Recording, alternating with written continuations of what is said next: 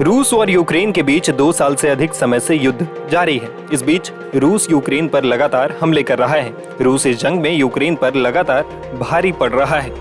इस बीच रूस की ओर से यूक्रेन पर लगातार तेज हमले जारी है। रूस के खिलाफ इस जंग में यूक्रेन को अमेरिका और पश्चिमी देशों का साथ मिल रहा है। अमेरिका और पश्चिमी देशों की मदद से ही यूक्रेन अब तक रूस को जंग में जवाब दे रहा है। अमेरिका और पश्चिमी देश रूस में नाटो के हमले की चेतावनी भी दे रहे हैं। इसी बीच रूस की ओर से लगातार परमाणु हमले की धमकी दी जा रही है। रूस के राष्ट्रपति व्लादिमीर पुतिन कई बार पश्चिमी देशों को परमाणु हमले की चेतावनी दे चुके हैं।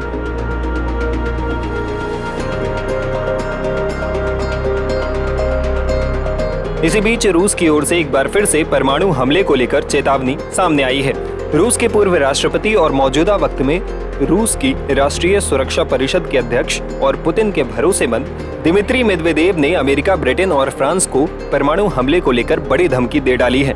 ये धमकी अमेरिका, ब्रिटेन और फ्रांस को दी गई है, जो अगर सही साबित हुई तो दुनिया के सबसे खूबसूरत शहर में शुमार वॉशिंगटन, लंदन और पेरिस तबाह हो सकते हैं।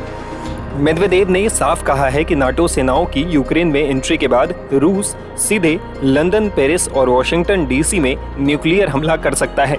रूस की ओर से ये बयान ऐसे समय में आया है जब रूसी राष्ट्रपति व्लादिमीर पुतिन ने रूस की विक्ट्री डे परेड से पहले परमाणु युद्धाभ्यास के आदेश दिए और विक्ट्री डे परेड के दौरान इसके दूसरे चरण में शामिल होने के लिए उस देश को भी आमंत्रित कर लिया जहां पर उसने परमाणु हथियारों को तैनात कर रखा है।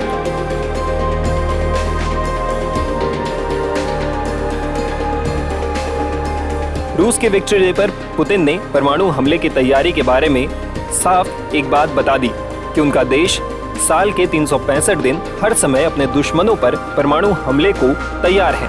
ऐसे में अब ये दुनिया के देशों को देखना है कि वो रूस को इस परमाणु हमले का मौका ना दे।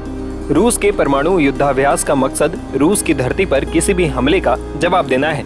रूस न्यूक्लियर हमले की धमकी इसलिए दे रहा है क्योंकि पश्चिमी देशों और अमेरिका यूक्रेन को लगातार हथियार मुहैया करा रहे हैं, जिससे इस जंग की आग और भड़क रही है। रूस को परमाणु हमले की धमकी देकर अमेरिका और पश्चिमी देशों को ये बता दिया है कि अगर नाटो की सेनाएं इस जंग में उतरी तो रूस का अगला निशाना सिर्फ यूक्रेन नहीं होगा बल्कि अमेरिका, ब्रिटेन और फ्रांस तक इसकी आग पहुंच जाएगी और ये जंग महायुद्ध की शक्ल ले लेगा और इससे दुनिया पर परमाणु हमले का खतरा और बढ़ जाएगा।